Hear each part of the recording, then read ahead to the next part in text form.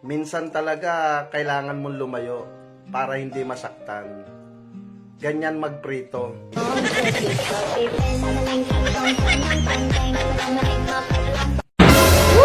Puro daw ako kalokohan.